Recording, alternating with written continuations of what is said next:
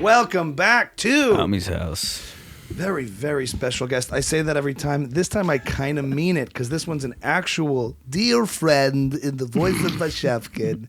My dear friend from way back when, before we were anything but just high school students. High school sweethearts. Brian Spivak is here, ladies and gentlemen. All right. Wow, the prodigal son returns. So you don't age.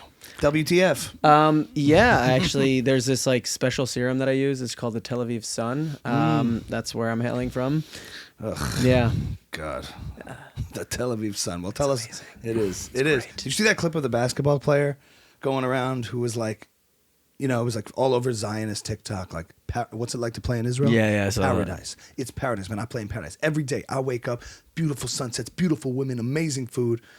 And boy, do Jews love a black guy talking about Israel in the best way. That's it's our favorite thing. We non-Jews yeah, for Israel. yeah. We're like, yes. Oh my God, we love that. That's like Israel porn. Yeah, it really is. No, Actually, Israel porn is different, but what is that? Oh, It's okay, like I gotta look regular that up. porn. Yeah. Oh, it's like regular porn. it's a little more. Yeah. But we love that, and I saw that clip Yeah. going around, and there was actually a bunch of them. And also, this guy's like, "Oh, really?" Like the guy listening to him is saying, "Whoa, I thought like you live in a war zone and play basketball there." And we had actually a basketball player on. And, Yeah, I was gonna say everyone loves it except for our episode. yes, but we had Jared Armstrong. Jared Oh, yeah, Armstrong. Jared. I on. meant Jared. Yeah. Yeah. So he's doing some work out there, and he talks about his whole experience. Yeah. playing He's in a Israel. hustler. Yeah. My God. Amazing. Yeah. Isn't being in the sun all day bad for your skin though? Honestly, I've been recently Look at him going On your to the laptop, beach. sweating on the beach. Yeah. Going to the beach on Shabbat and not don't tell my mom this. My mom's gonna be watching this. Not putting on sunscreen. Oh my God. And I've been fine. It's incredible. I've been really, really fine. So, Apparently, it's staying in the sun too long, not staying in the sun Yeah. without sunscreen. yeah, That's what but I've seen. sunscreen's also bad for you too. So Yeah. it's like, Everything's bad do you for want you, the everything's natural good. shit or do you want the, Yeah. the stuff? Did you that's- say is it being bad for you being in the sun too long? Is that what you just asked? Yeah. Well, we're here like, look at him and look at me. Yeah. I'm not in the but sun as I much. feel like you'd look good. You'd look good no Yeah. matter what. That's my Appreciate that. That's I First think we're glance. done now. That's Yeah. all I needed. Yeah. I just needed some compliments from you guys. You're Yeah. like really So anyway, Brian and I go back a long way back to high school days, which is really That's cool. right. You were not a guy I would have predicted being all in Israel, living in Israel, but and having lived there way before anybody was doing it. Yeah. When did you move to Israel? 10 years ago. Literally 10 years ago. Uh-huh. And yeah, it's before anyone was doing it. before it was cool, I guess. It got cooler in the last 3 years. So I'm accurate. Yeah. Fair. Yeah. Not anyone. Fair. There was a time in our childhood when the people who moved to Israel from America were just hardcore people. Yeah. Fanatics. Fanatics. The guys, some woman in Queens who was like, she was like, we're moving. And you never saw them again. You saw them 30 years later. That's exactly- when I you was- visited. And she's like, she'd go to my mom, Roz, how are you? Remember, we grew up together. And you're like, why do you have this long hair on your chin? So great to see you. I've been growing it out. A woman named Esther, Esty. She goes by Esty now. Esty. She's Oh been my there God. 30 years. Yeah. Just like sweeping. Perpetual sweeping. That's great. That's who did it in the 80s and 90s. Yeah. And then you had like your dreamer post learning for the year people who say nachon and everything is Israel and they're gonna move there, but it's And you also had the army, like the ones that wanted to go to the army. but they yeah. were still like Yeah. you knew they were doing it. But they're also like they were the tough Yeah, ones. like And now it's more open to a wider range of the style. lifestyle move is Yes. something that has started. Yeah. Where Right. like you're in your 30s, you're like, do I want to be living here or there? Yeah. Just based on what I like doing every day. And it's also like, I think in certain constituencies, certain groups, it's like, where's the place where it feels like the most forward thing happening, where things are like exciting and different and new? And that's sort of what Israel is now. But I'm saying you moved there before any of that energy. Yeah, for sure. So I'd say your bet on Israel in a certain way, like you could say socially, energy-wise, paid off in the different places that people ended up in. I feel Oh, like yeah. I mean, it's a weird thing to say now in a post-October 7th world, but I just mean in terms of the culture. Israel used to feel so far away and like a different world, and now it's becoming this. Like you go to Israel every 5 years, you're like, wow, advanced. It's advanced. crazy. Yeah, It upgrades. Major software update in Israel. Yeah. No pun intended. Like every a 5 new years. bridge, a new gas station by the bridge. it's really nuts. No, the country has progressed significantly since I got there. And what I love to see is, but I mean, to your point, I was definitely the least likely person to make Aliyah. And I don't know, did it happen accidental? No, but, I ended up marrying somebody who was like super Zionistic. She wanted to move to Israel. Yeah. It was never something that I wanted to do. And, long story short, she was like, we got to move to Israel. And I was like, all right, let's do it. And which was a crazy thing for me to agree to at the time. And the story is that she's like, I need to know when. And I'm like, how about 10 years? She said, how about tomorrow? And we compromised on 5 years. And over the course of those 5 years, I went from like, kind of accepting it to kind of being okay with it to then actually at a certain point, I was so excited to go that if she would have said, we don't have to go, I would have said, hell no, we are going. So it was a remarkable. Did you always know that was a potential move, or was this like a later on? Like Well, if before you we don't got mind me married? asking, yeah. So actually, before we got married, we came to an agreement, which was like, I had to be okay with the idea of maybe one day living in Israel, and she had to be okay with the idea of maybe never living in Israel. That was our like way of like not dealing with skirting putting the it issue. under the shoving it under the rug. Yeah. And 6 months in, she's like, "This is crazy. Like, I have to move there." And objectively, I knew it was a good thing. It wasn't something that I was comfortable with at the time, but objectively, I knew it was a good thing. So I was like, "All right, Yeah. yalla, yeah." Yeah. Okay. Yeah. So you get to, and I remember just like I shared a lot of this complacency that you had with like simple, like I like to hang here. Yeah. America's comfortable. I'm American in Yeah. my tastes and personalities and stuff. Yeah. So you end up there, Yeah. and then in the early days, I mean, you were working in what, marketing, and what was the initial I was gig? working in tech. Yeah. Yeah, I was like different tech jobs doing sales. That was kind of my background. Tech startups, selling software. Yeah. And at what point did it feel like you got there, and like everyone, especially these days, given everything that's happened, is sort of romanticizing Israel in a certain way as that's where we got to be, that's where we got to go, but we're like the fantasy versus the reality. And at what point for you, there's like a honeymoon period of like when you get there, and then you feel like I remember you posted years ago, like you're playing hockey in Tel Aviv. You're like, best move I ever made doing this. I'm home here, in not just the religious typical sense of like what we're raised with, but even just a lifestyle sense of like you really feel kind of rooted. Honestly, I remember somebody telling me within my first year of Aliyah, they're like, "How you doing? How you feeling?" I'm like, "I'm loving it." Stroking that long hair. How are you doing? Yeah. I'm like, good? I'm loving it here. Yeah. And they're like, "Oh, you're still in the honeymoon phase." And now 10 years later, I'm still in that honeymoon phase. Maybe it's me, my personality. Maybe it's Tel Aviv. Because Tel Aviv is really just one of the greatest cities in the world. It's incredible. So I think it's a combination of maybe my personality, Tel Aviv, and Israel just developing. And I mean, I'm the type of person that I'm an optimist. I focus on the positive things. So, I hear so many people complaining all the time about Israel, and I'm like, yeah, but look at all these amazing things. Yeah. So that's my attitude in life in general. Right. Yeah. Right. What was the trajectory when you were there in like we'll build up to sort of the pre-October 7th world. Yeah. That's kind of what brought us together here, is everything that's happened the past year, which is enough to talk about for 17 episodes. Yeah. But as you're sort of in your routine, we all have these routines we've developed in the past couple of years, and you get into these like normalcy bias of what things are like and what your trajectory is. What was yours before pre-October 7th in Israel? What was the... Like career-wise? I guess so, yeah, because you did a big shift. I mean, yeah, massive shift in my career. Yeah. So my trajectory was, I was, working in tech, settling in nicely into routine in Tel Aviv. Are you speaking English most of the time or Hebrew? How did that I work? speak English most of the time, and pretty good. Yeah, no, you can definitely get away with speaking English almost the whole time. Okay. And it was like, Okay. yeah, check, yeah.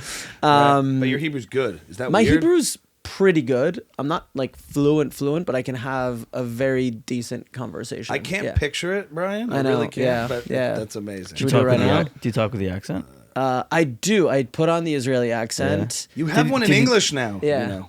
Do I really?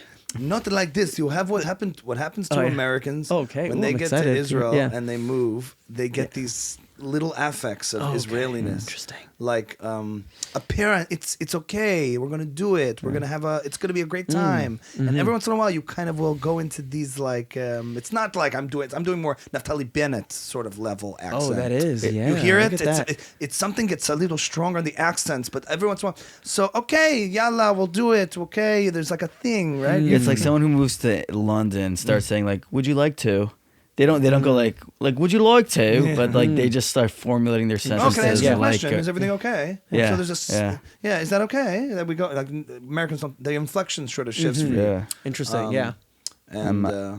you also smell worse. You know, no. Yeah. So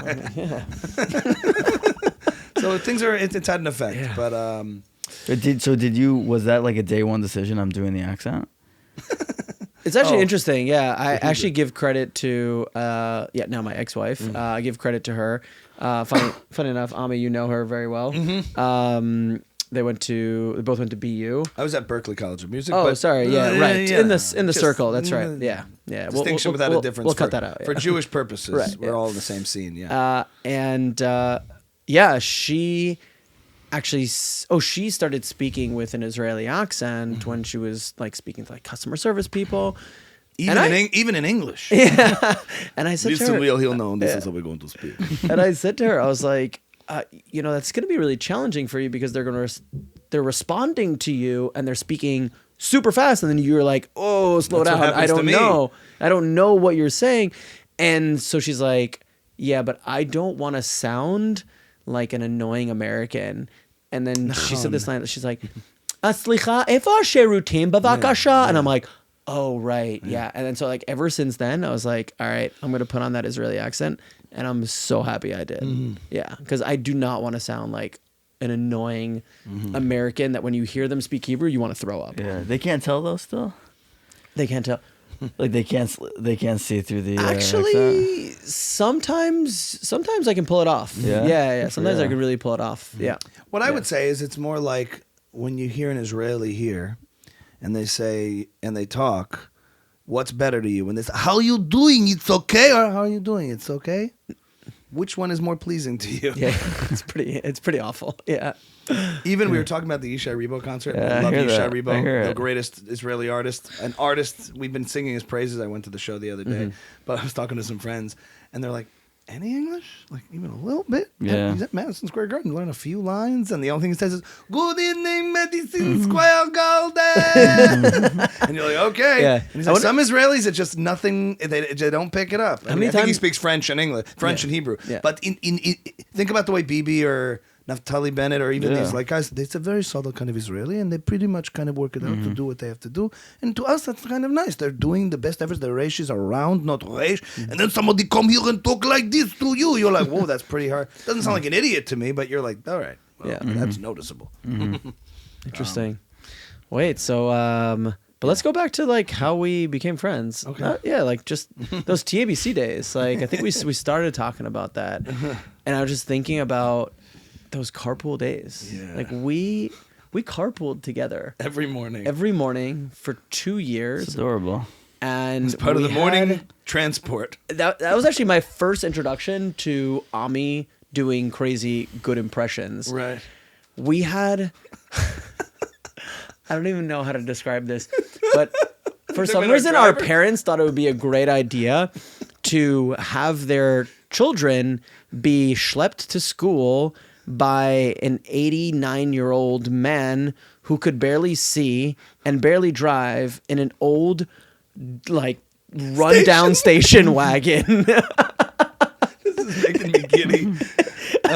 He was Why did our such a parents think sweet that- he guy. was the sweetest but they man, yeah. split a carpool thing with this guy's later in life side hustle. Yeah. He says, "Okay, fellas, 6:40, I pick you up, okay?"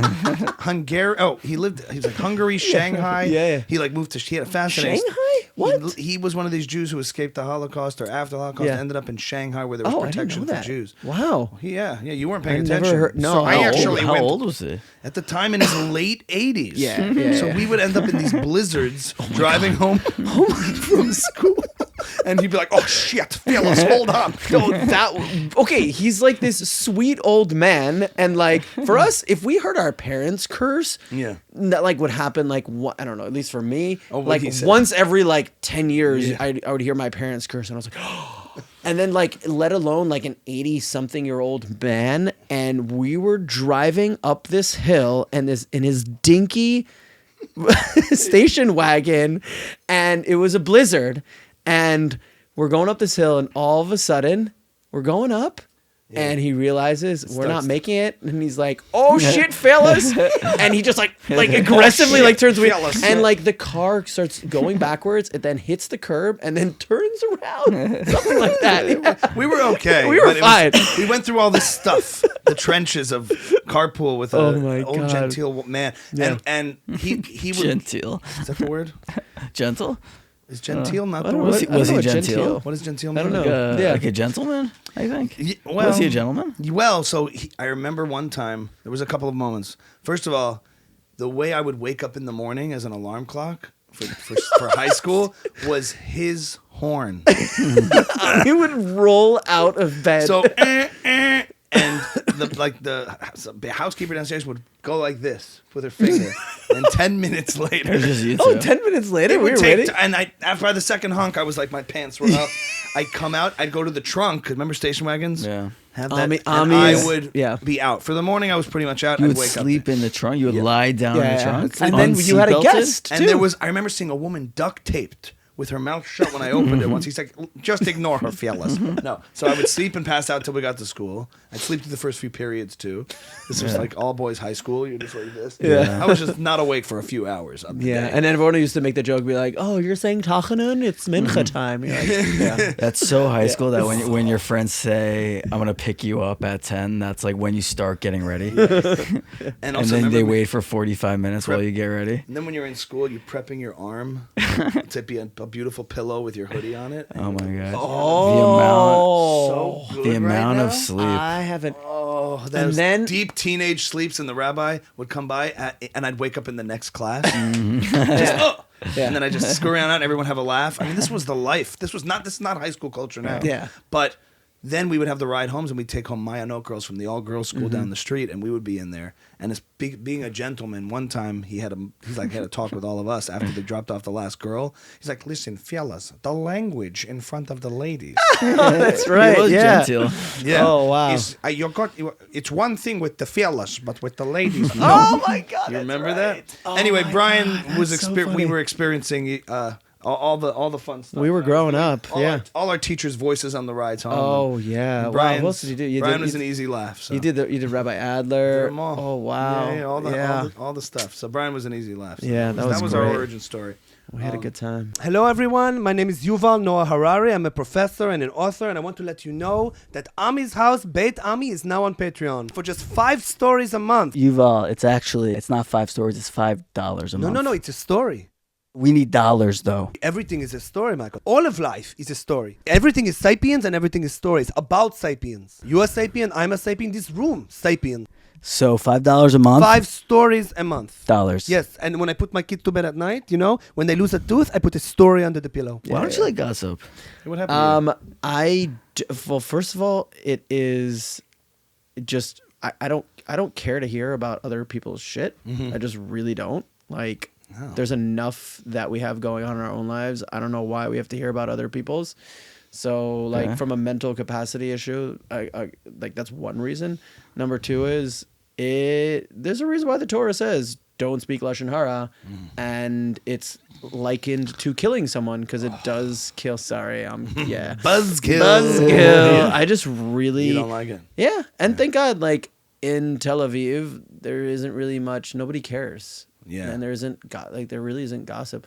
And I was telling you guys, like, coming here for a few days, like, you hear about yeah. this person? I'm like, No, we in the when we were talking about when I moved here in the East Coast, and we would like spend a lot of episodes kind of unpacking West Coast versus East Coast and Jewish various cultures and stuff, and like what happens here in Israel, especially. I do feel the sense of people are doing their own thing, and they're there to do their own thing, and it's so okay. Nobody cares. As opposed to like when I got here, you just when you leave the bubble a little and you come back, you get this like, yeah. I don't understand. How does that work? Just the idea of doing something unconventional just doesn't compute. And in a way here, it's very... you know, In Israel... that doesn't exist there. In Israel, there is there's no box. It doesn't exist. There can't be a box. Like if you try and put somebody in a box, I guess especially in Tel Aviv, because everybody does their own thing, and there are people who go to shul every single Friday night. And then, but they don't keep Shabbat. And then I know somebody who people who keep kosher, but they don't keep Shabbat. Somebody who keeps Shabbat, but then he'll turn on the air conditioning. And like, so it's just like that's a good guy to keep around. Yeah, no, he's definitely. What an asset! Yeah. A Jewish Shabbos guy. Yeah. It's one of the best you can. You can just tell them to do it because it's not. You ever be around a bunch of guys who are like, "Shoot, what are you doing?" And one guy's like, Yeah. "Watch, that, it's yeah. like magic. Yeah. You just don't care." Yeah. But let's talk tachlis a little bit and get back to it. So that's the origin story. And any in particular, or No. yeah, I'm curious a little bit about this past year, kind of reorienting every Jew on earth and those with public profiles doing things out there. And you were in your zone. What happened in your immediate days post October 7th that took you to working at the hostage forum and being involved in the wake? You got very proactive. Yeah. And and serious. And we're like unserious people. Yeah. You know, you're not a serious person like temperamentally. Neither am I. Oh yeah, that's right. Yeah. You know. Yeah. No, we're chill. We're chill. We're not. Yeah. So being sincere is always a little bit like kind of funny, but I had found it very easy to be sincere after those days. Wow. It was hard to say anything insincere. It was like most of the stuff would sound generic and cheesy if not for what had just happened, but all of a sudden you have to say these basic moral truths and stand for something. All that stuff that gets you a little jaded or cynical, you're like, no, this is real. Yeah. You know. Yeah, wow. So post October 7th, I like the entire country, and thank God, you know, the entire Jewish people mobilized. But specifically in Israel, the entire country started volunteering, seeing how they can help out. I ended up volunteering, doing different things. I was volunteering doing security at a hotel for refugees that were like from the south, whose kibbutzim had just, you know, been ransacked and destroyed. And I then found myself receiving a phone call from a friend who called me up. He's like, "Hey man, like, quick question for you." I don't remember what he asked. That, by the way, was the "Hey man." Yeah. That's the Israeli American thing we were talking about. He's American. Hey, man. He's Man, American. man. Yeah. You Hey said man. man. Oh, the way I said it. the Yeah. way you said it, Oh, sorry, the way you interesting. said it. Hey, Yeah. man. Yeah. Hey man. It's not man anymore. Yeah. It's Hey man. man. Yeah. So he called me up. He had some question for me. And this is somebody who I hadn't seen since October 7th. This was like 3 weeks in.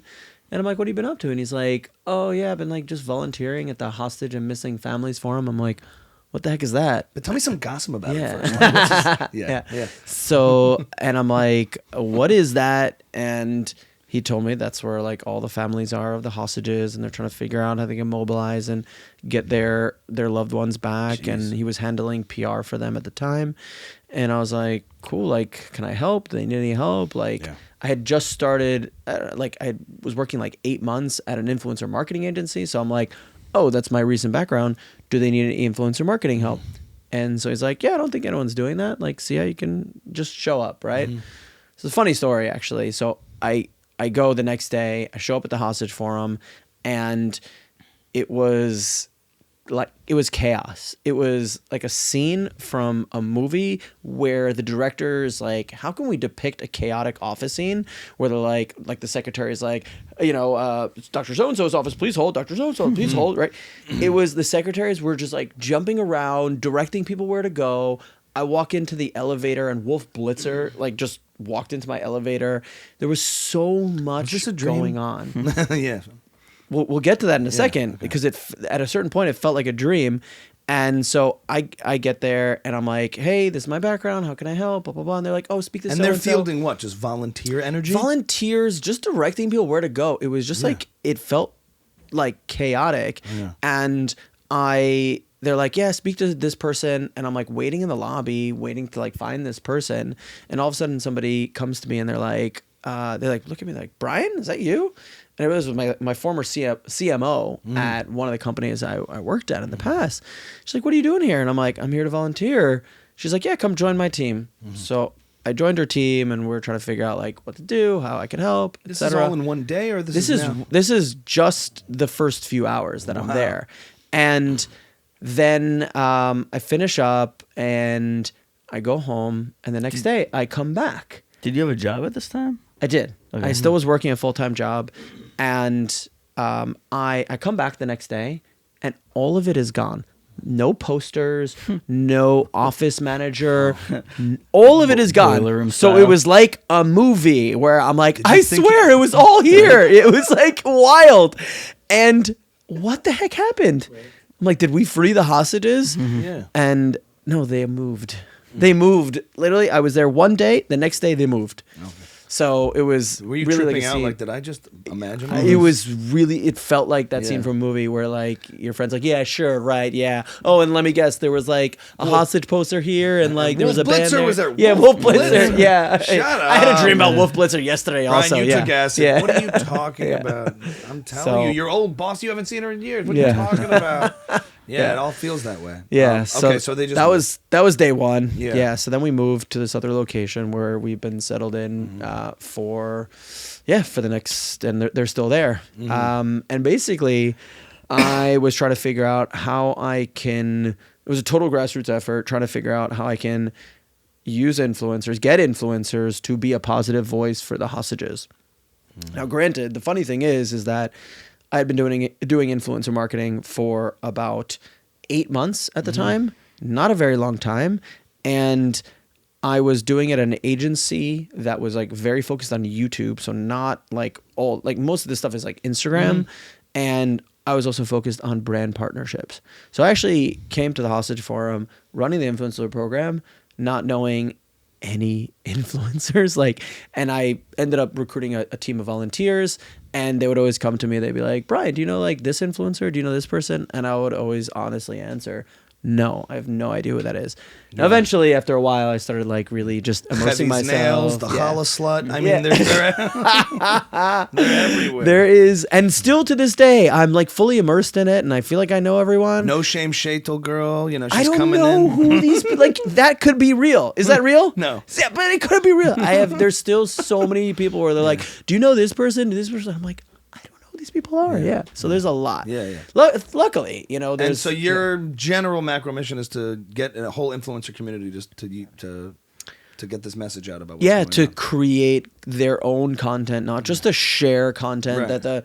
that the social media team is and the media team is producing, but to be this authentic, positive voice for the hostages. And we ran specific campaigns. It wasn't connected to Bring Them Home. That was its own thing. No, it was. Yeah. That was Hostage Forum and Bring Them Home is the same? Yeah, that's the Instagram handle, and like the slogan is "Bring them home now." I Yeah, have a lot of questions about that. Yeah, actually, of course, 'cause yeah. I was recently thinking about how great of a slogan "Bring Them Home" is. Yeah. Do you know anything about in the first few days after October 7th how the marketing kind of coalesced into a single voice of like what the message is gonna be, what the slogans are gonna be, what the graphics are gonna look like for this campaign of the hostages?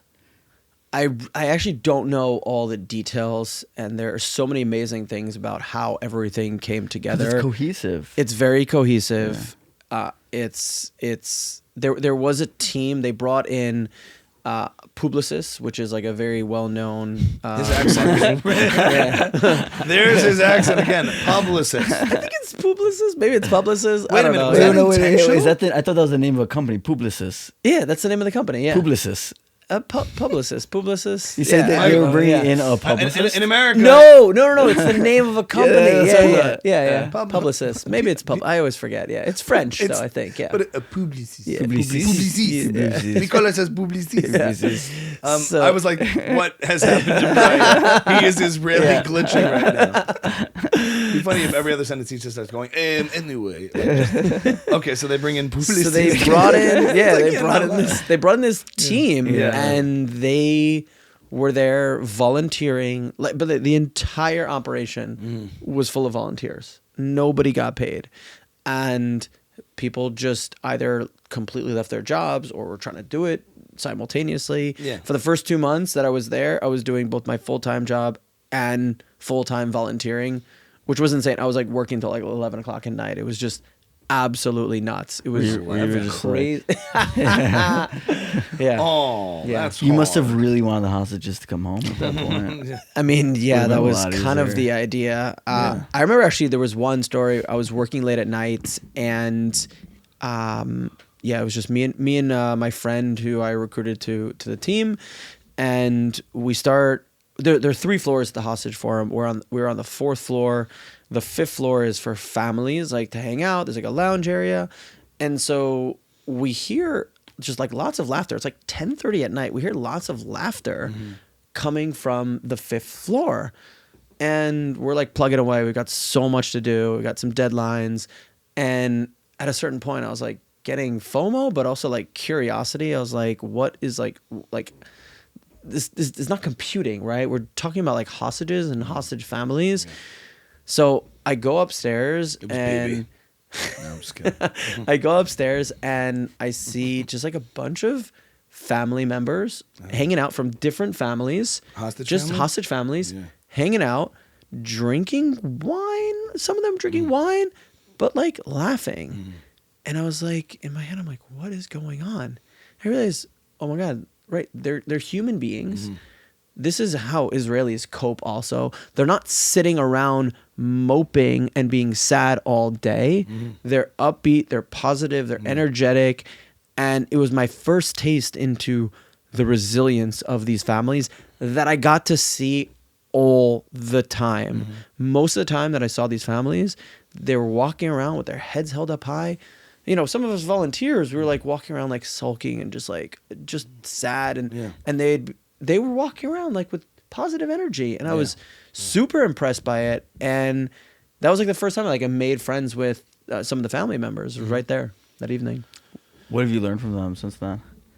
What have I learned? Besides, the resilience, anything else stand out for you from having these close relationships with the family members? It's a good question. Resilience is And a lot. also, It you know, might not given be. how we talk about hostages here and like trying to message and defend and speak about it in a sort of public, abstract way, you have a personal experience with them. Yeah. So what's the takeaway of like seeing that the narrative battle that goes on publicly versus just the human experience of seeing this as real people experiencing real pain, loss? I mean, I think what's crazy is that many of these family members have just been thrown into the spotlight. And, you know, there's a lot of people that achieve like some sort of like fame and like celebrity status, notoriety. And, you know, some people, you know, just, there was like some TikTok video that went viral. They like, whatever it is. But these are folks who experience something and have been experiencing something so horrible, and they're there defending the right for their family members to be spoken up for. And it's this wild thing that they have to defend that right, and they've all done it with such grace. It's unbelievably remarkable to see. And there's so many people that's not their native tongue, and they're there going on these news networks and like fielding sometimes ridiculous questions, and they're holding strong. I mean, there's a video of I remember like Yarden Gonen, who is the sister of Romy Gonen, who I became very close with, just like fielding such a ridiculous question. What kind of questions? From one of these like probably BBC reporters. I forgot what it was, But I think she was like asked about like, you know, how are the Palestinians supposed to feel right now? And you're just like, what? Like how tasteless, like how out of touch with reality, and also what caused this? Like, are you? But this is just the ridiculous nature of the biased media that we have to deal with. Well, and also all of these people would give anything to not be known at all. At the Isha Repo show at the Garden, they did a whole feature as part of the show about the hostages, and there was 2 parents there whose son is in Gaza in being held hostage.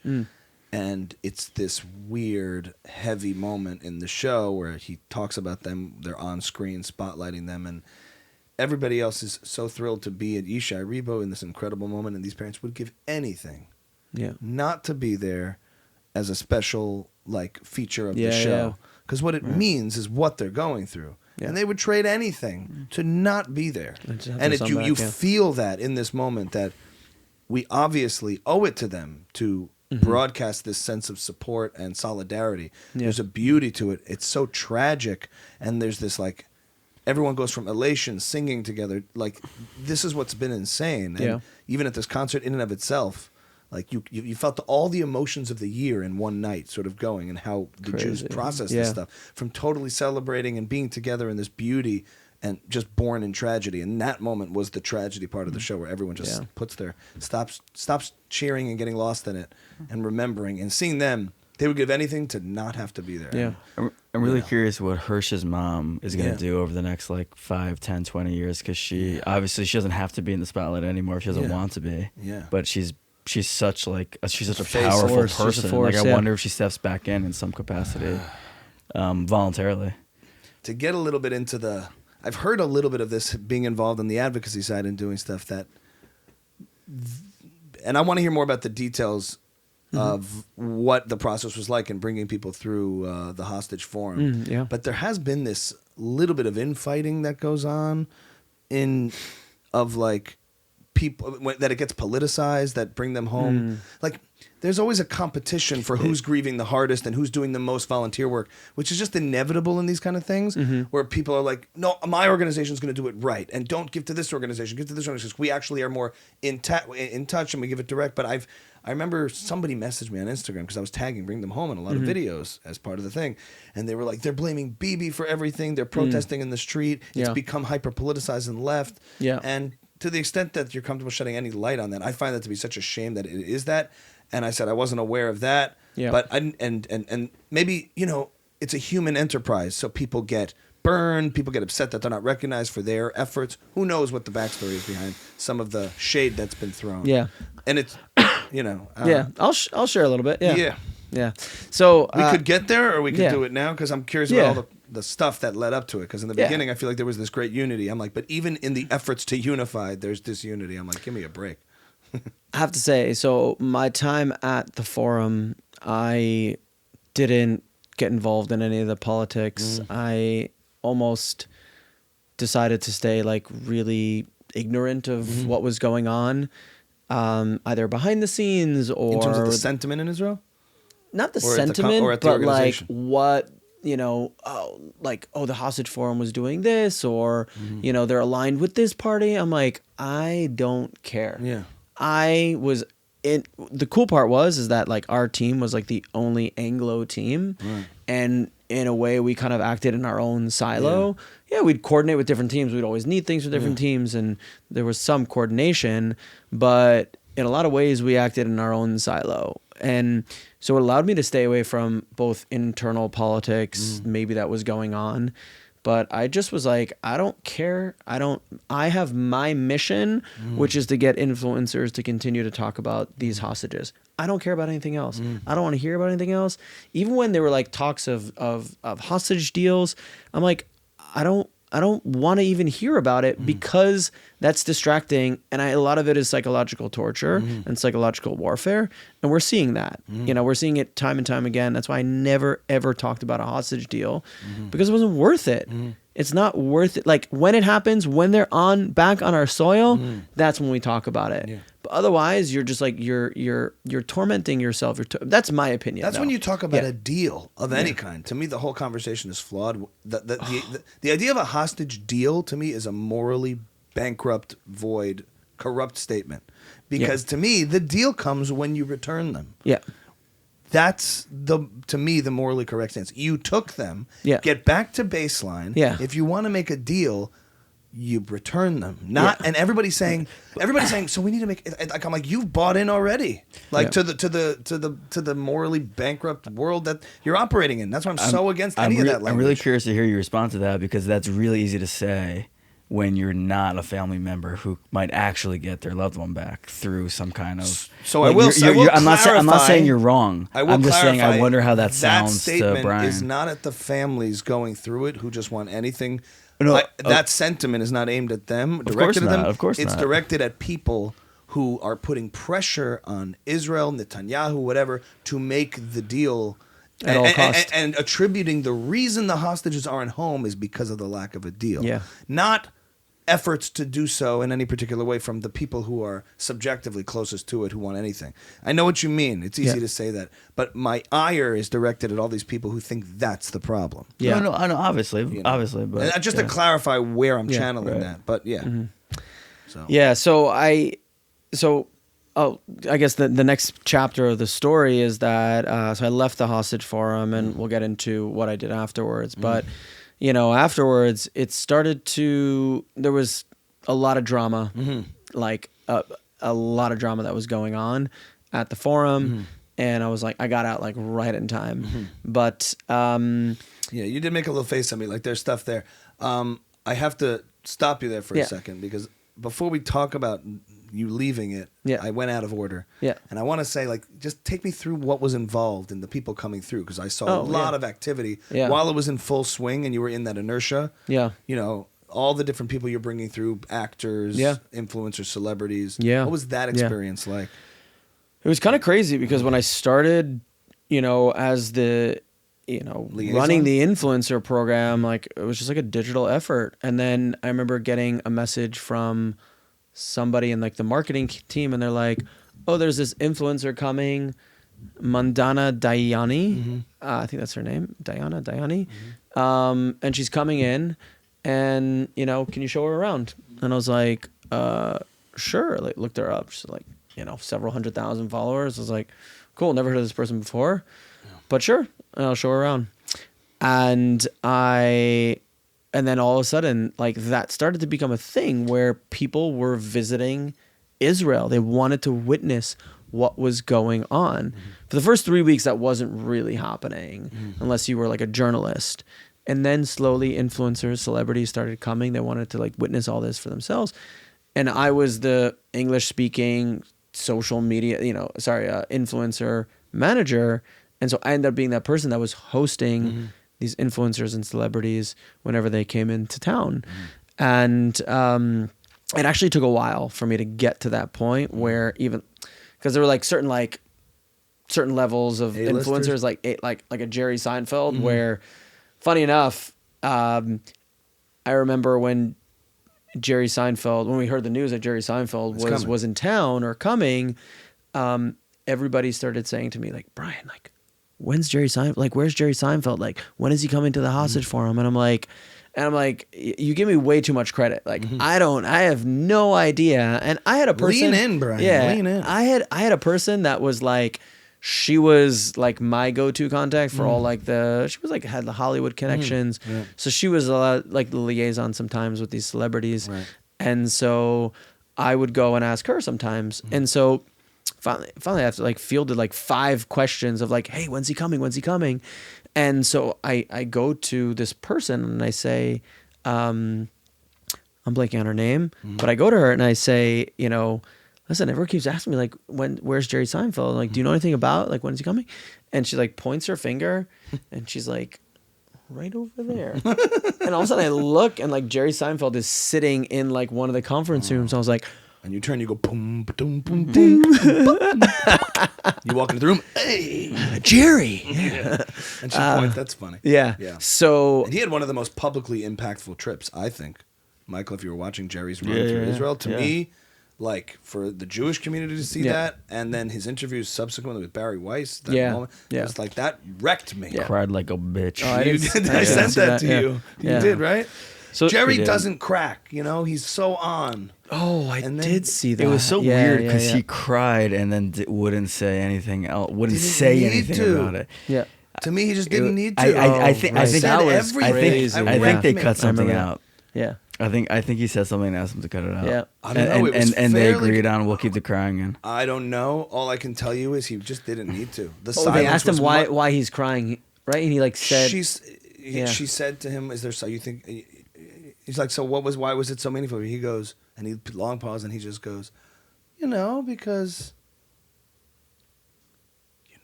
and Yeah. it was like, yeah, that was it. And then she goes, "You think of someone in particular?" And he's just nodding, and then there's just long lull, Yeah. but which Yeah. is more than the wordsmith master. Sometimes silence is all you can say. Yeah, but I think there's more. Because you're a conspiracy theorist. So But no, it was just so powerful to that. Even just that clip. No, because why wouldn't he say? Why wouldn't he give details? He's there to promote his trip. Yes. Why wouldn't he give more details? I don't think he was talking He was about not? He was not I there don't to think he promote. was He was promoting his movie. trip. He's promoting his movie. Then she asked about Israel. There's something there. There's something. No, but I'm there. saying in that interview, I think he was talking about the Pop-Tart movie for the most part. I think. No, it was Barry Weiss. So I don't know. I watched the whole thing. They talked about a lot of Yeah. things. He brought up Israel. Right. Look, we'll never know Yeah. unless we ask Yeah. Barry. We'll ask Barry one I'll day. text Bear after the show. We'll ask Barry. Bear. Yo.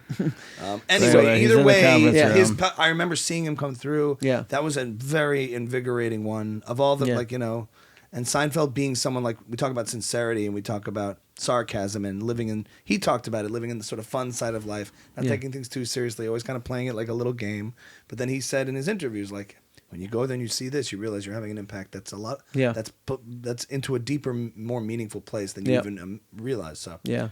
So he's in the conference room. So he's in the conference room, and word starts to spread throughout the hostage forum that Jerry's here because it was like very under wraps. Like we hear sometimes someone's Yeah. coming through. Michael Rappaport's coming, whatever. And Rappaport's coming again. yeah, and then people are like, okay, big deal. Rappaport's Yeah. still here. Yeah, He hasn't he's left. still here. He Yeah, hasn't like, left. Brian, yeah. give me a soda. Yeah. Hamas picked Donald Trump. Get your own coffee, Michael. Get your own. He won't leave. Michael's been here for months. Yeah. So, There's you could feel it in the air. yeah, the so talk. Jerry's there, the mutterings. and word starts to spread, and a bunch of us are like kind of waiting for him to. He's sitting in the room with freed hostages, and now this was like fresh. Maybe within within 2 to 3 weeks of that first hostage Might have been deal. the moment that he was talking about in his interview with Barry. Yeah, I'm yeah, Probably yeah. were witnessing it. Yeah. So Jeez. yeah, so Yeah. so he's in there with these freed hostages, and mind you, I hadn't met any freed hostages yet, and so we're there waiting, and like time is just going. He's just there. He's there for a long time, and I had like work calls, and I'm like, do I go take my work call, and potentially miss meeting Jerry Seinfeld? We're all like waiting, and then like somebody would come out and be like, guys, you can't just like sit here look like a bunch of like beggars. Fanboys. Yeah, like it was kind of weird. So we all had to then pretend to like be working, but then we like sneak in, like like sneak like a peek, try and see if he's You still. also begin to realize, you think he's going to want to Yeah. talk to you guys after that? Yeah. He's a human being, for Yeah. crying out loud. So the answer is no. So anyway, so while we're waiting, Yeah. I had a crazy moment because basically, so I ended up meeting Jerry. He comes out of the room and, shook his hand. Hey, I'm from New York, what's up? Whatever. And thanked him for coming. Yeah. That's cool. Yeah, that's cool. I just, heard this crazy story about a hostage. Yeah. Okay. Yeah. Okay, Brian. Okay. So, but while I was waiting for him, I ended up meeting a hostage, and I just like, I like I don't it's know what to say when I come across it. exactly I don't know what to say. because you're like, holy cow, I'm about to meet Jerry Seinfeld, and then you're like, holy cow, I'm about to meet a hostage, and I felt more of this like speechless when I was about to approach this. Like, what do I even say? And I was like, mustered up the courage, and I'm like, I just tapped her on the shoulder, and I said, Roz, her name is Roz Ben Ami. That's your Yeah. It's your mother's name and your wife's name. Yeah. Raz Ben Ami.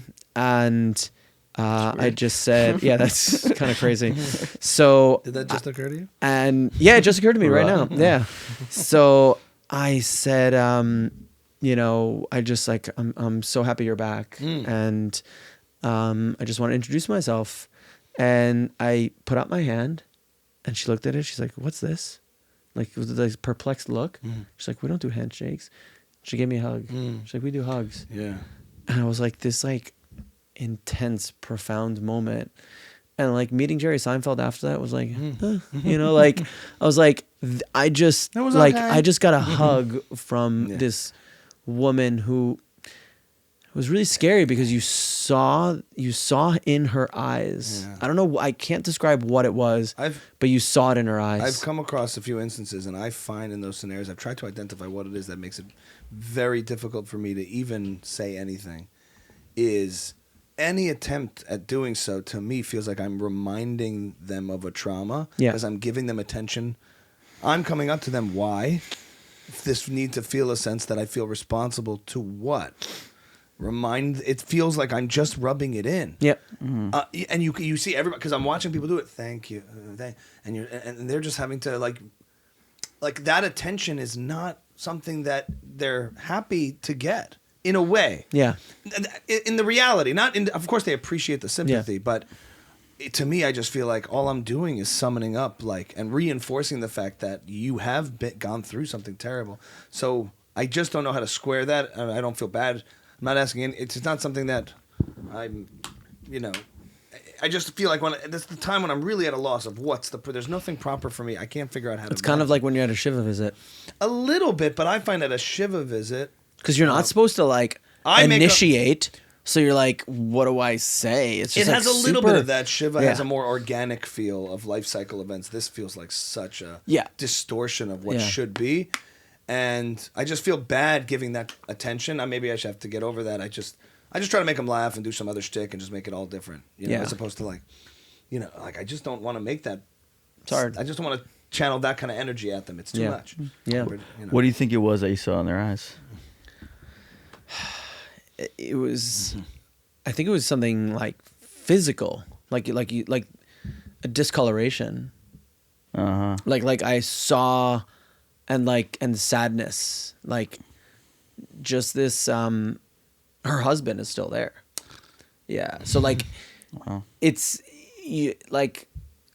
being freed. It like only has this tempered sort of celebration or happiness. And a lot of I've spoken to a few hostages who've told me, and they're like, they feel this like almost like the survivor's guilt. And because they still have, because it's not over. It's not over. They're here, but they're it's not here, over. and like, how can they feel and they feel this sense of duty and responsibility to continue telling the story, and they do so bravely, and they're in the spotlight, and they're getting this attention, and sometimes it's unwanted attention and scrutiny, and it's super hard and taxing on their mental health, and people don't realize these other elements that go on behind the scenes. You just think, oh wow, you're free, great, and like, yeah, okay, you have some healing to do, but it's also like you feel like it's really hard for them to not just sleep at night because of all the trauma that they've had, but the fact that they're feeling that their brothers and sisters are still there in Gaza. Yeah, survivor's it's very hard. Yeah. Have you met any of the kids or know anyone who's ever encountered any of the kids who came back? Yeah, I definitely know people who have encountered the kids. Did I meet any of the kids? Well, the reason I asked, children who came back. Yeah, do you have any idea how they're doing? I haven't heard or seen any stories about a kid. Oh, a few months out. Yeah, so there was a home, girl I became very close with. Her, I think her uncle is a hostage still, and sorry, no. I think her uncle was announced that he was killed, and her cousin was taken hostage, and it's like, so what's really sad is that I can't keep track of the people and the names, and it's also been a long time, and I remember her telling. I remember asking about his well-being, and in the first few weeks, she would tell me, yeah, he's actually doing pretty fine. Mm-hmm. Yeah. That's the weird thing is that No, yeah. What were you gonna say? Yeah, go ahead. Was it? No, Yeah. the weird thing is that you get a sense sometimes of this illusion that day to day, as the time goes on, things are kind of maybe stable until you get them back, and then you hear about 6 people who were just executed, murdered in point blank range, and you're like, oh no, they're in like grave danger all the time. At any minute and any second, this could change. Yeah. And they are, there's this kind of weird, elongated hell. And just the unknown of not knowing what they're going through and what they've seen, Yeah. I think what you're seeing in her eyes is things that she's seen that you can't imagine. And Yeah. a whole world and a dynamic shift of life and being, not having your freedom and not having your life and having it stripped away from you that she's seen. And we can only imagine it. But she said he was doing well and he said he did not make it. Is this the person? No. So no. 2 separate people. Yeah. One was her cousin that came back in the hostage deal. Yeah. And then I think uncle or great uncle was I believe was executed. Wow, I'm like really not sure. Yeah. Yeah, that tells you Yeah. how crazy it's been. It's really, really nuts. Yeah. So yeah, but I heard, I don't know, from some people that the kids are actually coping pretty better than I think some of the adults. I don't know why. Maybe I perhaps it's because I think kids they have a sense of adventure. Yeah. They can make it into some sort of Life is Beautiful. Yeah. Remember the movie Life is Beautiful? I did see it. Yeah, In the yeah. movie Life is Beautiful. It's a Yeah. Holocaust story. Yeah, and yeah. the father convinces the son that they're playing this game. Mm-hmm. Yeah. And we have to hide from the bad guys. Yeah. And to them, it's like so fun and adventurous. Yeah. He's killed in the end, but the kid ends up coping by, Yeah. buying into the story his father tells of Yeah. him of what's going on. And I think for kids, everything is new. They don't understand contextually just Yeah. how dark this really is. Yep. And so we got rescued from the bad guys, and in a way, in some way, who knows? Maybe that's a part of it. Yeah. It's really crazy though. Yeah. It's still going on. So in terms of their next phase, post hostage forum, that's where we were before. Yep. What's the goings on? You said you had left the hostage forum, and what was that next chapter for you? Oh yeah, the next chapter for me. So yeah, what happened was I was at the hostage forum. I had a front row seat to see all the chaos that these influencers were facing. Yeah. They were being harassed for standing up for Israel, posting about the hostages. They were losing followers, and they were losing their income, their revenue stream. They were losing brand partnerships which for many influencers, we were talking about this before the show, for many influencers, that is their livelihood. That's how they are able to pay the bills, is by producing content. And one of the ways to monetize it, to make money from it, is by having brand partnerships. And after October 7th, none of these brands wanted to work with anyone that was posting about Israel, posting about the hostages. So overnight, Because you had been working those channels for a long time before October 7th in influencer marketing and partnerships. So you knew firsthand they were like, yeah, we don't want to touch that. well, the brands.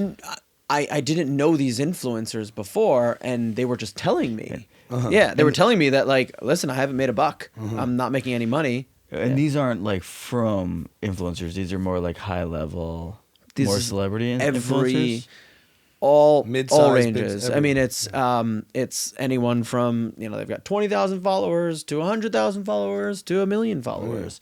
The ones with bigger platforms were able to rebound quicker, but there are some with a couple 100,000 followers who lost everything. They lost their entire career overnight. Interesting. And there's one in particular where she was representing a brand. She worked as a brand ambassador on one of these HSN QVC shows, and she represented a brand. She came to Israel 3 weeks after the holidays and around January time, and just before she came to Israel, she was on one of these home shopping networks or QVC representing the brand, and they had like this 24-hour marathon where it's like, how much can you sell within 24 hours? And you like literally are on the whole time, 24 hours, like maybe a short break. And then she sold out of the product. She made them $1.5 million. She came to Israel, just posted like, she's, down south, she's here in Israel. And right then and there, she received an email from the brand saying, "You're fired. We don't work with you anymore." Wow. Just like that. She made them $1.5 million in 24 hours, gone. Just like that. So this is the reality that influencers are faced with. I received dozens of messages like this. Just today, I had an incident where an influencer, you guys have probably heard about this, where influencers are shadow banned. Meaning their account can't be searched. Nobody can find them. I don't know how much I buy that personally, if that really happens. Oh. I'm not sure it does. Oh. I think that's like, guys, make better content. No. I know it 100%. If I'm typing in someone's name on Instagram and I follow them and their name doesn't come up unless I type the whole thing, that's one way to tell. Yeah. Oh, 100% there's shadow banning. It Maybe is I sinister. don't think I've been. You haven't. I don't know how. Yeah. No, And this I happens. I hear people saying, guys, my videos are underperforming, and then I check them out. I'm like, oh. Is it? No. This is. That's why. This is. No. This is really if people happening. get like, if anti-Israel people are just like hitting the report button over and over and over Yeah, again. that could happen. That's what I feel like it is. It's just the. It's No, just there the is- algorithm there's- saying there's don't a show lot. Bias in reported. the Instagram. There's reporting. There's mass reporting. There is the actual platforms themselves. They have employees there that I think have control and have. I believe in the bots. I think the bots is real. Yeah. Like, I see a bunch of the pro-pally flags go up on anything because there's like bot farms doing that. But the algorithm itself responds to people's engagement with your stuff. I don't think there's But you schemy, can manipulate woke people that. in tech. And in TikTok. In TikTok, for sure, it exists. yeah. 100%. This is like known things. TikTok And there was is a guy. there was TikTok's a separate conversation. Okay, than but I'm saying Instagram. if it can happen at TikTok, it could also happen at Meta. And I've seen cases of it where it's very, very obvious.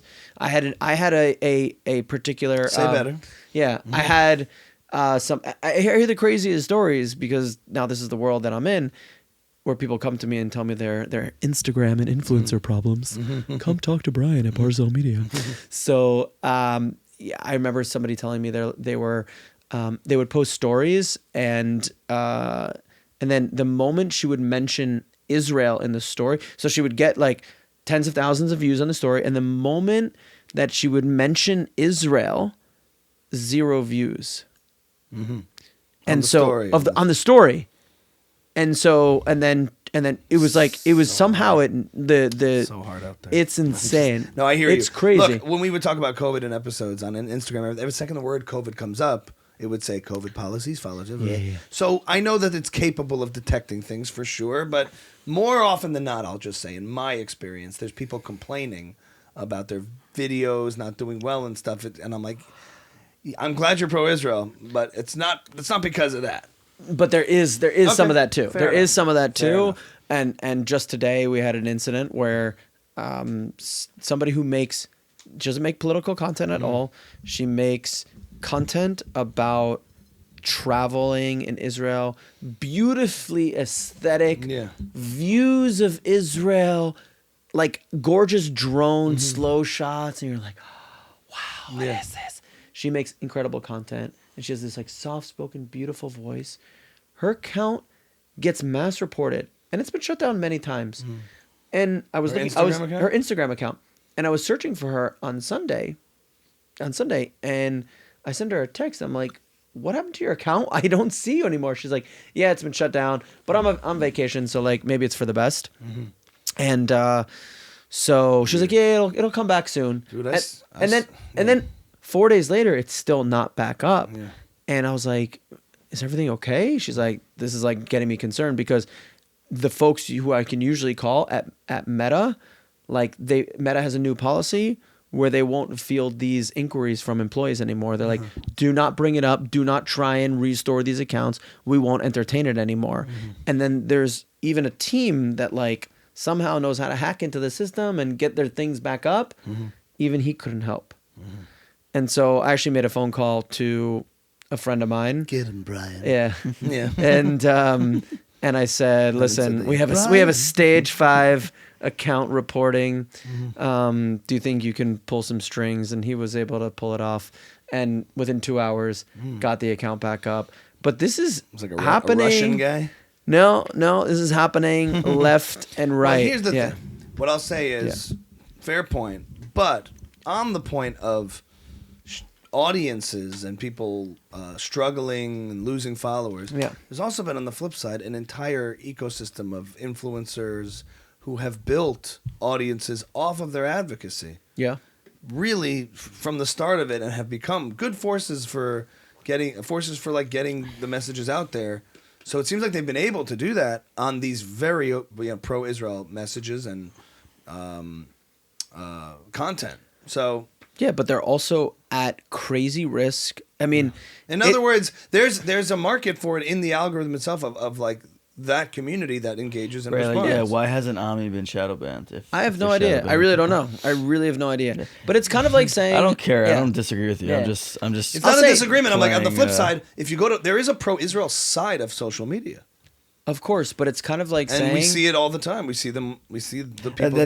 That's why I think it has more to do with how people are interacting with it, less than employees deciding which ones are getting banned and not. In other words, how do you square that, what we're talking about, which I'm not denying is a problem, with this existence of all these creators who've come out and even exclusively are doing pro-Israel content and talking about it. And if they're getting views and people are interested in it, then naturally it's going to happen. Correct. That's like saying, I don't know, like if somebody...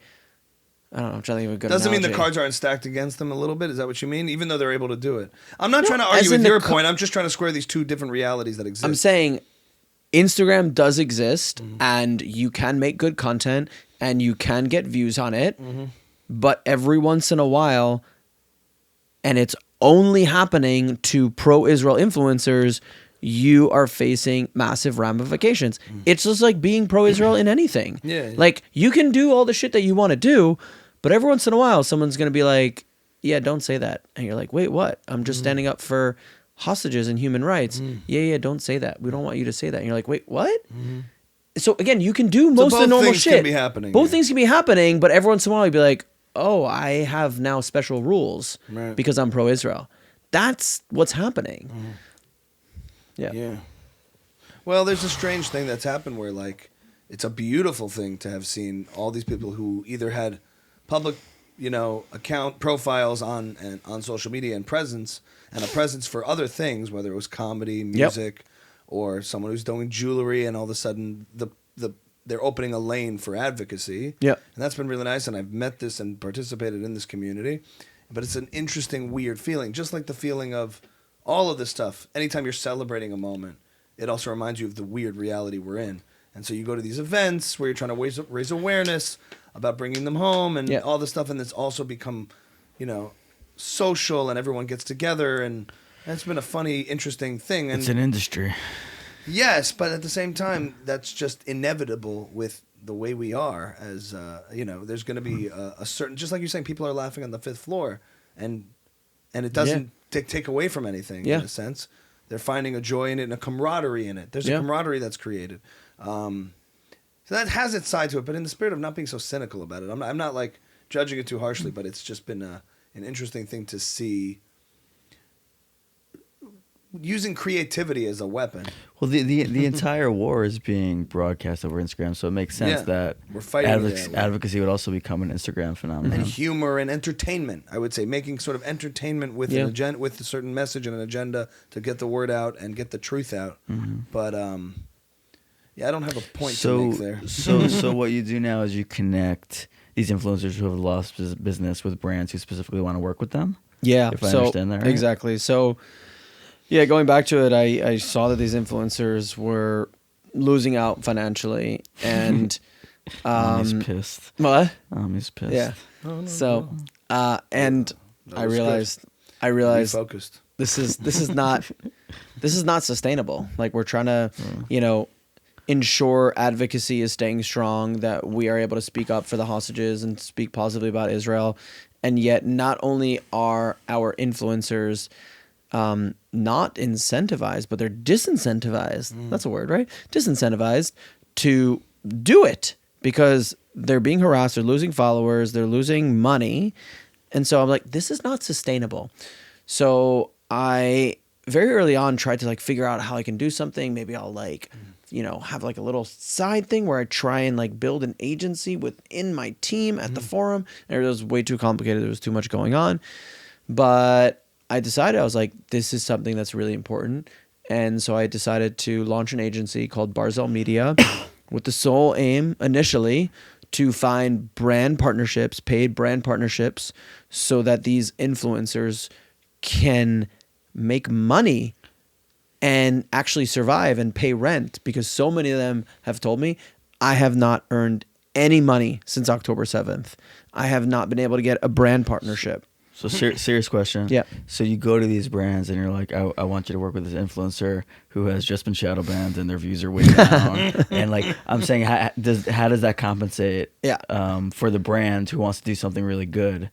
I'm sure they're still getting hundreds of thousands of views, but is there that question there? It's one of the reasons why. It's a fine question. This woman's desperate. She needs your help. How do you make it value add for them as well? Yeah. So I wanted to have the sole aim of why I started the business was to help influencers. But in order for me to do that in the most effective way, I actually decided not to represent influencers, but to represent the brands as the agent for the brands. And the reason is because I can have the maximum effect by doing that. So if I'm representing influencers, I could just represent maybe a handful. Maybe if I bring on somebody else, I could represent a dozen, 2 dozen maximum, but it definitely leaves this gaping hole in the market of thousands of influencers who need help. And also on the flip side, you have these brands who don't necessarily understand how important it is to be doing this and why it's so critical for the economic survival of the state of Israel and the Jewish people, that they support these influencers. So I have to make sure that the message that I'm conveying fits the brand. And so I go to them and say, listen, what are your marketing goals? What are you looking to accomplish? Great. We can do that same thing with influencers.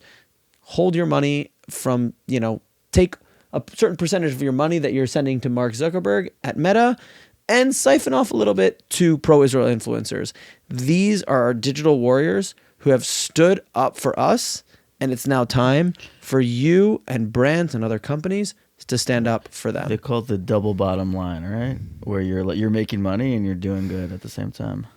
I guess so. Yeah. Michael speaks marketing language. Yeah. I don't. No, because I mean, it's not like they're losing money. And Who? And the brands who are working yeah. with these influencers Correct, now, they're yeah. still making money. Yeah. Like it's still working. Yeah. And they're it's still a risk. And they're also doing Yeah. something pretty vital. I mean I love that pitch that like over a long enough timeline, if people stop talking positively about Israel on social media, it's a huge problem. Yeah. It's a really huge problem. And the only way to really assure that doesn't happen is to make sure it's being monetized well. Exactly. Yeah. And there's only a certain amount of like, we look at all these organizations and there's like philanthropy, and philanthropy is great and it's really important. And I have a fund that I've started, which is a tax deductible fund that people can donate to. Let them know. Yeah. And it's a fund that helps support creators. However, that is not the economically viable way to approach this. It is a way to supplement it and give like a little boost. But the way that we need to get this done is by creating an economy. What's so funny? A very lively boost. Boost. Boost. That was an accent. Yeah. That was a real sovereign. You Boost. sold it. Boost, You really yeah. sold it. Boost. Yeah. I want to boost. I get very it. passionate. Yeah. I want to boost. Yeah. Funny, yeah. So- It's funny because I've been certainly called, and even some of our episodes I've been called a paid shill for a long time throughout all this. These guys are obviously paid by the Israeli government. Obviously a Zionist shill. I would love to be. Yeah. I'm not. Yeah. And I'm proud to say like that it's so funny you think that, and it's funny you think that that's an insult. Yeah. if people want to pay me because they think it's valuable, the things and the No, messages no I'm one's- putting up, then yeah. I'm totally happy to. And the truth of the matter Yeah. is, no, I'm not paid by the IDF. Yeah. There's all these funny comments like these two guys obviously served in the IDF. They're paid by the Israeli government. We've had clips like that, and they're hilarious Yeah. comments. And I'm just like, when you don't have a counter argument, you have to resort to that, and you resort to things that aren't even insults. Yeah. Is the state of Israel paying people to do like what do you call it, hasbara? Like I'm saying, I know they have spokespeople. Like no, it's like whatever that whole thing. Are there influencers that get paid by the state of Not Israel? really. Not No. That's They're what I'm not asking. really doing it. Are there Should paid they be? shills? Should they be? Is So there- I'll tell you. Russia's doing it. No, it's different than having like state-run TV propaganda kind of thing. They do like they'll do. I mean, I think I'm aware No, of I'm like saying- sponsored events in which they'll bring people out. Yeah. You work with like the Ministry of Foreign Affairs Yeah, to like exactly. get people out to talk about and kind of reward people for their efforts. Yeah. Not even just not financially with like a payment, but with like conferences and panels and discussions. There and are trips. Yeah. So they are involved. There are There's- so non. there's a Ministry of Foreign Affairs that is involved. Would you call that the state? I mean that is Yeah, the I state, would call that the but state. usually All right. Well, they've been paying me for months. I'm Yeah. not, no, they haven't been. But like Yeah. they're involved in The coordinating. moment you realize you're a paid shill, I'm a they paid coordinate shill. sometimes with other organizations, but I don't feel think like the Richard Ministry of Dreyfuss Foreign in this chair, Affairs Michelangelo. is. Yes, yeah. I still gotta see it. Yeah. Is he dead? Can you? He's not dead. What? Richard Dreyfuss is not dead. No. Do you know about that? Anything about that? And on No. a side note, it's a complete throw, Yeah. but he melted on an episode of Bill Maher's podcast. You know the okay. actor Richard Dreyfuss? He was in Jaws, and he was in Mr. Holland's And Opus. Curb. Oh, that one. that Yeah, Richard yeah. Dreyfuss. That was. I'm thinking. Oh, course I'm you thinking about Richard, the guy from Curb. You just He said from died. Curb. He died. He died. Yeah. He That's said who I from- was talking about. What's Richard his Lewis. name? Oh, Richard Lewis. He Oh, did die, okay. and Michael's talking about dead. him. Richard Dreyfuss was never on Curb. Who's He's Richard? Richard Mr. Dreyfuss Holland's was. Opus. You can do a thing, an impression. What Off does the he top of your sound head, you got it. You got it. Poseidon. I don't know. He was on an episode of Club Random, Bill Maher's podcast. I don't know. And he's gotten very heavy. And throughout the episode, he starts to sing. He's like, "Well, you know, Bill, when I was working on Jaws, and we just said." And by the end of the episode, There it is. he's on the pod like this. And he's like, "Well, when I was working with Spielberg on Jaws, we decided that." We couldn't pretty see good. the shark, and he couldn't use it. The special effects were breaking down, and I remember they fed me a line.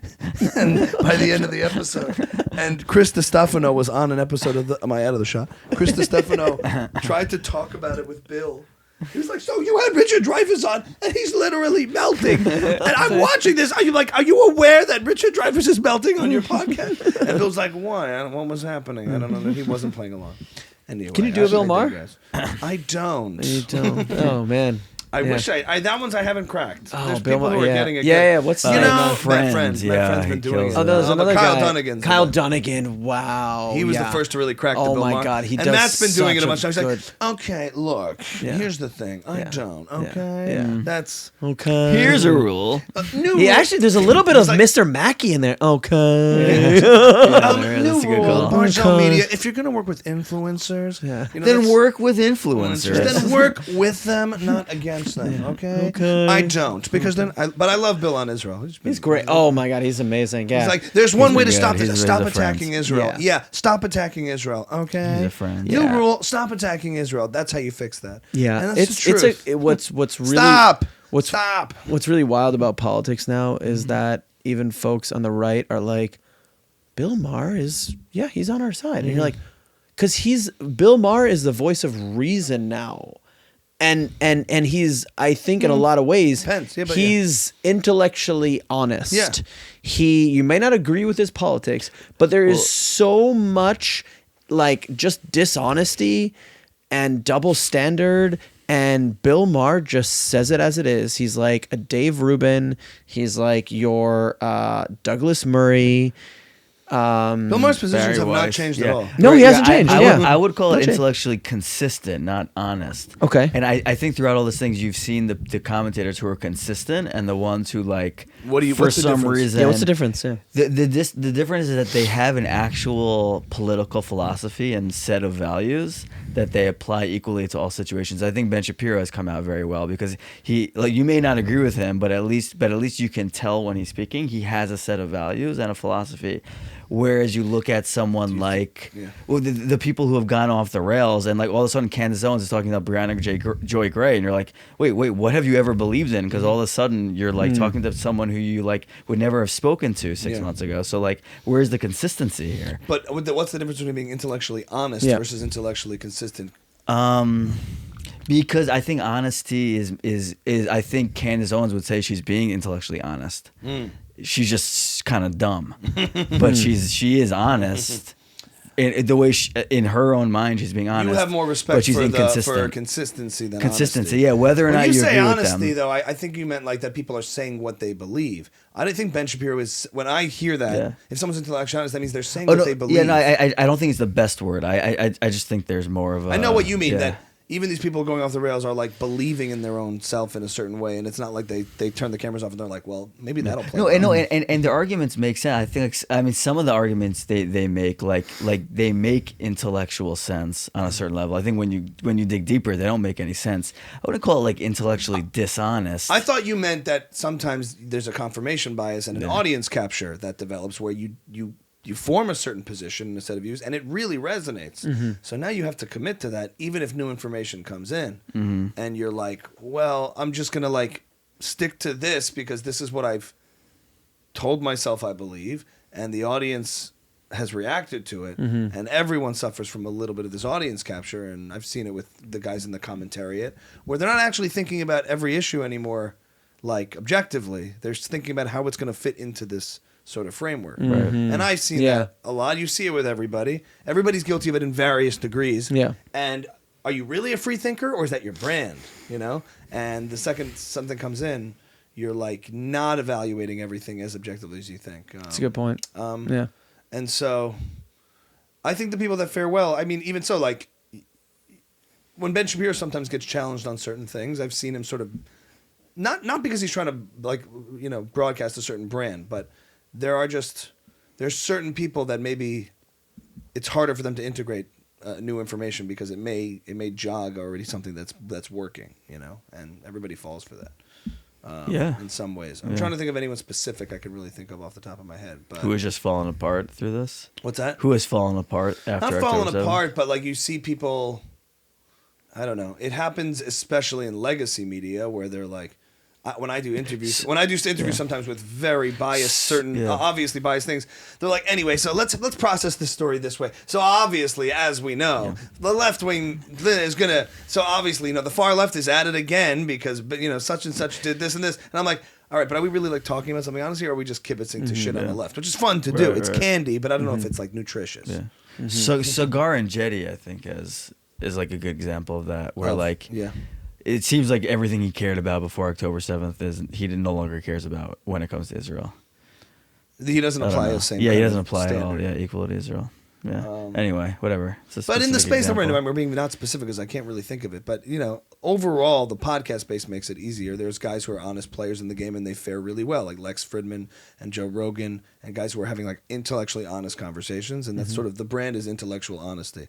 Like Lex Fridman is a curious guy I want to talk to. I really want to understand how you think. I actually want to.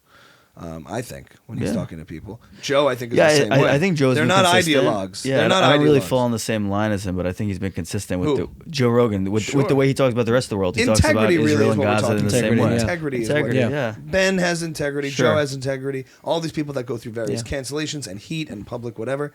Integrity wins Dave the Rubin. day. Yeah. Dave Rubin, to me, I actually got to meet Dave Rubin when he came to Israel. Yeah, it was on his show. He was on. I was on the Rubin Report. Oh, no way. Yeah. Wow, cool. I gotta watch that episode. Yeah, it was fun. Nice. With Meira, right? Yeah, with Meira, actually. Wow, that's pretty awesome. Oh, yeah, that's where I met Dave. Sorry. I met Dave with Israel? Meira. Yeah. And so that was really amazing. And one of my favorite moments in like all of like political media on YouTube was watching Dave Rubin go from like a hardcore lefty liberal to like conservative, where he like realized the truth, like live, and like with Larry Elder? With Larry Elder. That interview just blew me away. Yeah. That was just such a cool moment where he's just like, oh, I didn't realize that. I'm just being told all this information, but I actually realized that all these things that I've been told, it's not actually true. It's just part of a narrative that is being implanted in all of our minds to ensure that this particular idea is perpetuated, so that we think that we're all racist, we're all just a bunch of like sexist and all. It's just I remember that at the time. There was a time when there was like a real sweet spot heyday of the intellectual dark web sweet spot, when all those people were kind of aligned in a free thinking new center kind of space.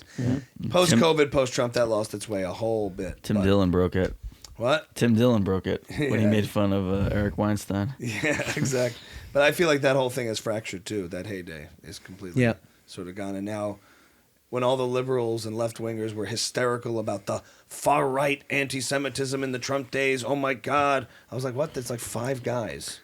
And now, there's been an ascendant anti-Semitism on the right, which is much more ascendant now than it ever was. You got to see it. And that's why, at the end of the day, I agreed with this sentiment in a way I never did before, that I just feel like Jews are like alone.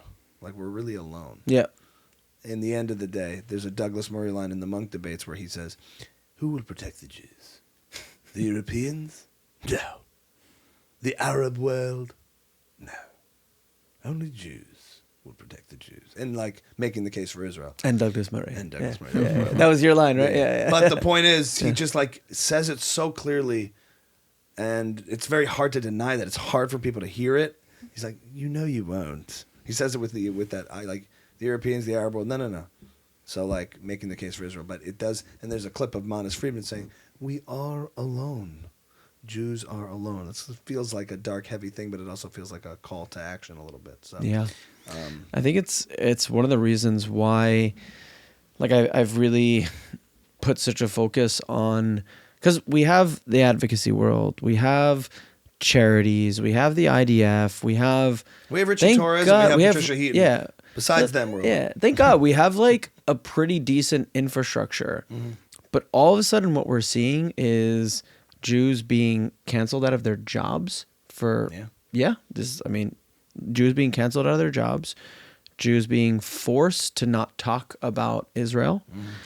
And we're seeing companies who posted about Black Lives Matter, posted about the Me Too movement, and now if you're a Jewish-owned company or you're an Israeli-owned company and you're like, oh yeah, I want to post about the fact that Israel was just brutally attacked by a murderous terrorist regime, and it's like, whoa, hold on, like that could affect our followers and like our social standing in the world. And it's like, wait, what? Why is there this double standard?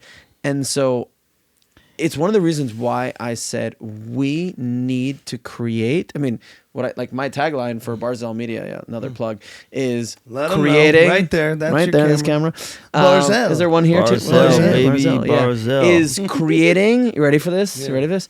Creating an economic Iron Dome for Israel and the Jewish people. Oh hell Is there a yeah! mic? Is there a mic? Is there a mic? We are going to create an economic Iron Dome for Israel and yes. the Jewish people with Barzel Media. Thank you, BB. Yes. We're going to create an economic Iron Dome for Barzel and Barzel Media. Great company. Great media. I built a great company, and so did Brian.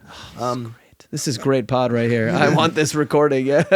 What's your relationship like with I was on a call recently that you helped set up with Naz, with the Naz Daily team, or the Naz IO. Yeah. Like, the master of YouTube in the content creator space, when you're looking at people, there's people who have like built followings, and there's people who've built businesses. Yeah. And I've been amazed at Naz. Do you know Naz? Nusire. Yeah, Nusire. You know is his Naz name, yeah. Daily? You have to have seen his. He's one of the kings of YouTube. YouTube's Michael. so weird. You can I've probably haven't seen any of the top on Facebook too. He This was on every month, platform. I decided to become Jewish for a month, and he does these crazy challenges where he learns everything about Judaism for a month. I can't explain how do you explain the Naz universe? What he did.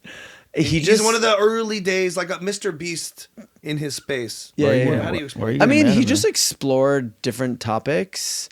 Today, I'm going to a new country that I've never been before. And the That's how he production talks, quality since the Very beginning is good. off the charts Yeah. with drones and Yeah. this Yeah. whole thing. And he creates an immersive He's a great video. storyteller. Long Yeah. form video, YouTube, early days when there was no such thing as this. No, not long form though. His whole thing was 1 minute videos. In YouTube days? No, were he not- was they were- creating. No, I think he was bigger on Facebook. Yeah, probably. Yeah, yeah, he Which was- is even before or at the same time in the early days of YouTube, Facebook, like Yeah. these audiences. No, his whole thing was he created 1-minute videos every single day for like 1,000 days, like a lot of days. When there was Yeah. Mr. Beast and Casey Neistat Yeah. and these guys, he was one of these guys in his Yeah. space. Yeah. And what was your relationship with him? Did you have a? So I met him a couple of times, The and summit? I've had a couple of phone calls with him. Yeah, I went to. And isn't he Palestinian? Israeli He's Arab? so he used to call himself Palestinian Israeli, And now- after and He wrote a whole thing on Twitter, which yeah, was pretty moving. oh, he was on He's a like, video. I'm an Israeli Arab. And then he called himself after October 7th, and he saw how the world responded. He felt this deeper allegiance towards being Israeli Right. and the identity that went along with it. And he said, I am Israeli Palestinian. I'm saying Israeli first. And that was like super commendable. That was like a really difficult thing to say at the time, especially when you can easily just say, you know what? The Jews right now in Israel, they're being demonized, they're being attacked, and like, this is not the cool thing to do right now. I don't even have to address it. And like good on him for actually addressing a very, very difficult topic and taking, speaking of intellectual honesty, taking the side that is for truth and not the popular thing. So I give him a lot of credit, a lot of kudos. Does he have a relationship to Barzel in any particular way? Or Yeah, or you just kind of learning? Yeah, so we've had a few conversations. Right. Different, hopefully some interesting partnerships might Well, come because about. his business But- aligns with your Yeah. mission of helping creators. Yeah, but Yeah. so he's got Nas Company, which has many different brands underneath it, and then he has Nas.io. And Nas.io, we've partnered with them to do like workshops, and Barzel Media is encouraging pro-Israel influencers to create alternative revenue streams that exist outside of social media.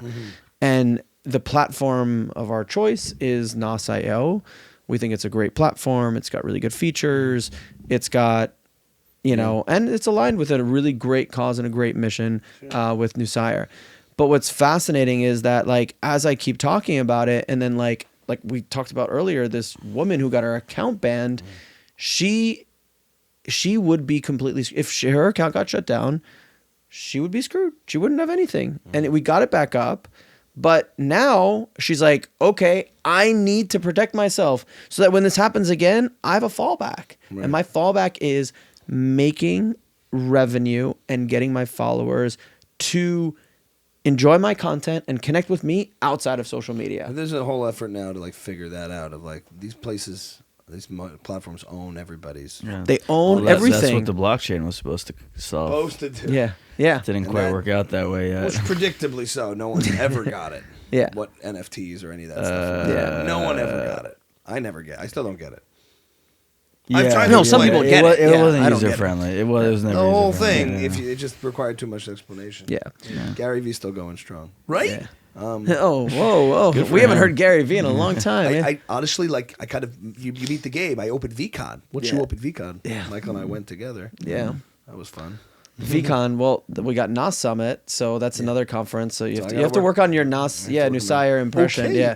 Yeah. He is an innovator. He is a visionary Yeah. in this creator space. He's very down to earth, sweet guy. Lives He in is Israel? super smart. He lives in Dubai, I believe. Oh, that yeah, makes yeah. sense. But his parents live in Israel. I went to his parents, like after the NAS Summit, he has like a private party, a private event at his parents' house in Araba. I think that's the name of the town, which sounds Arabic, right? It is. Yeah, it's an Arabic village. And we went there, and the funny part is we went there. It's beautiful. His parents are like the sweetest. His mom is like trying to set me up with like a cousin or something, and then then she was disappointed to find out. She's like, "Wait, are you Jewish?" I'm like, "Yeah." She's like, "Oh."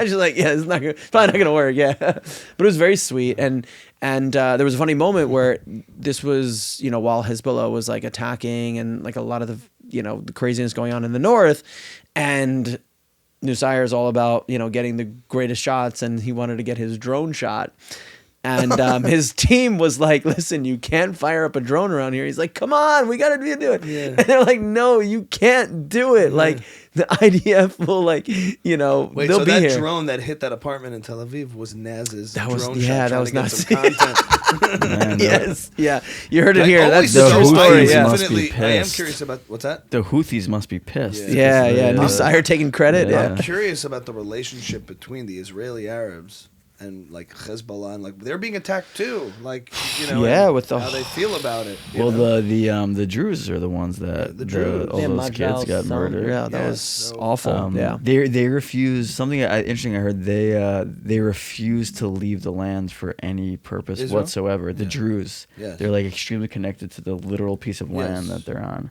and they've always and been, so they never evacuated, and the kids ended up getting murdered. yeah.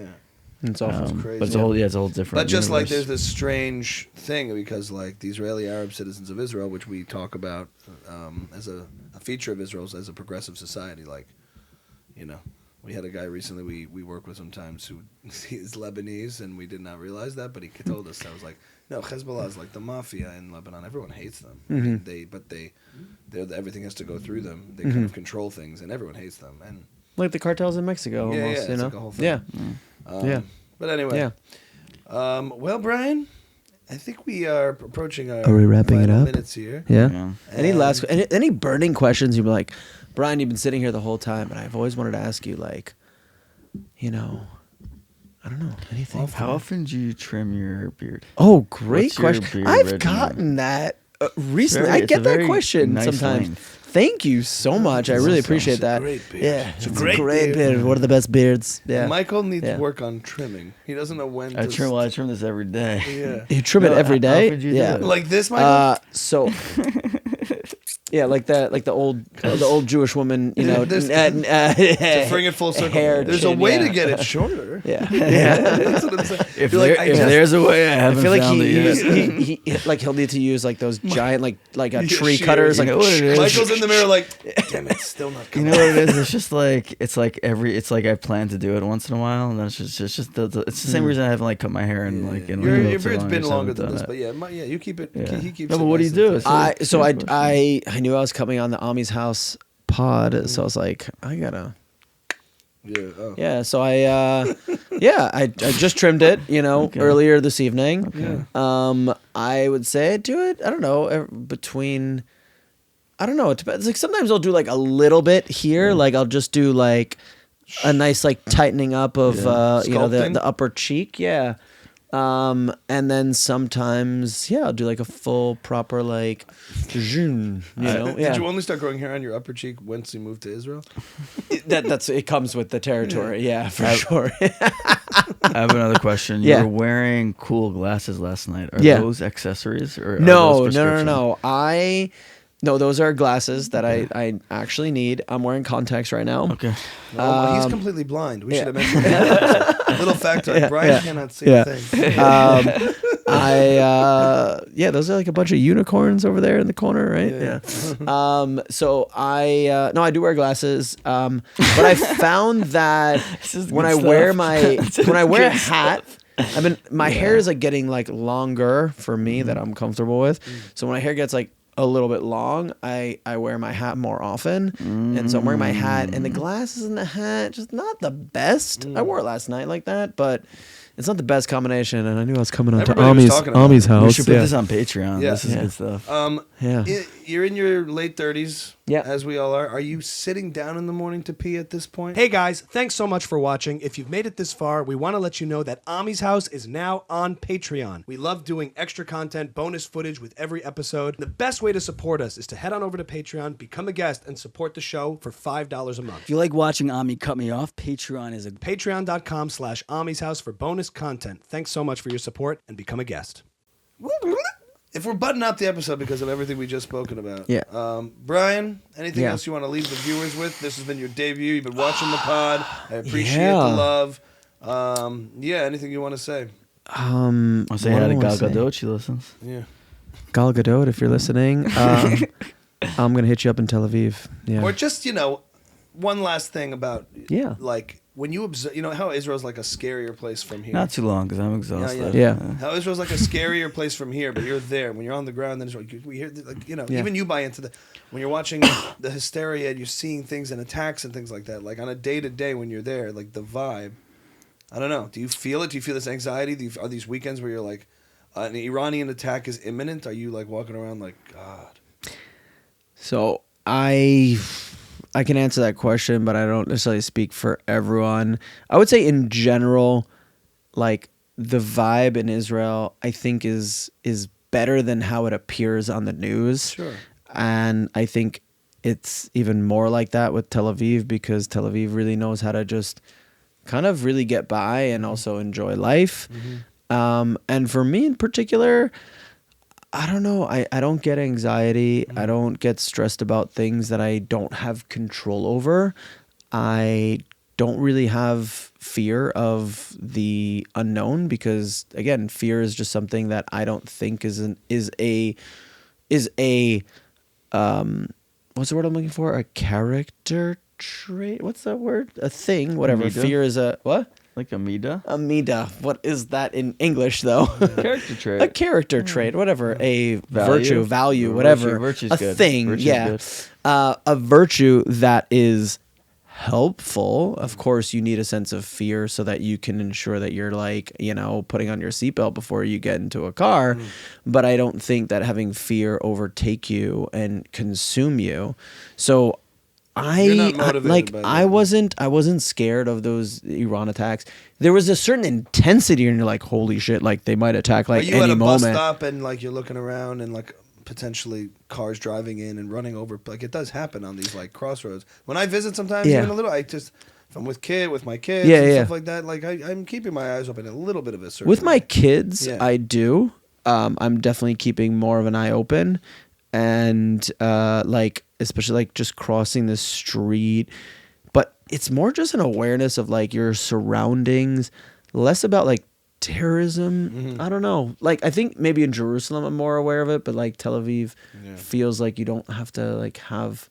I mean, there has been terrorist attacks in Tel Aviv, so But there's a peace of mind perpetuated by the state of just being in Tel Aviv. I guess. Yeah, It's a vibe. and you know It's what? a vibe. It's a vibe. I'll be honest. Here's actually what's crazy is that I felt really like I was like looking over my shoulder, not in Israel, but in New York. I was in New York City yesterday, and I was like, do people like know that I'm Jewish? Like, are people looking at me? Do they see like my bands here? Are they seeing my hostage tag? Are they looking at me? Like, it was the first time in my life that I ever felt like this. Like, are people looking at me?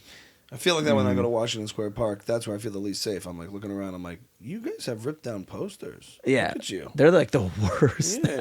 Yeah, It's I felt epicenter. more There's There's a unwelcome doughy in New York lesbian than with I've ever pink felt. hair who has definitely ripped down Also, posters. what has happened to New York where Yeah, it's everyone mutants. It's like crazy. it's they're mutants. There's It's palpable what's happening in New York. it's If you insane. haven't been in a while. We know. I mean, It's crazy. What Like do you mean?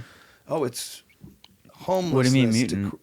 that's what I mean, like apocalyptic doomsday. oh, It I looks wasn't like even Gotham. I wasn't even thinking about that. I meant the human beings that actually are like walking around, not homeless. They're mutants in the sense that they're like disgendered. Can you say disgendered? Yeah, we can say disgendered. You mean because they're like androgynous? they're androgynous. They're like, I'm gay today. I'm this pronoun, that pronoun, and like, I'm like, what are you? And What we're shadow happened? banned. Yeah, and we're done. Yeah. Yeah. I'm like, what? You're is like John going on? Rocker in that Sports Illustrated article.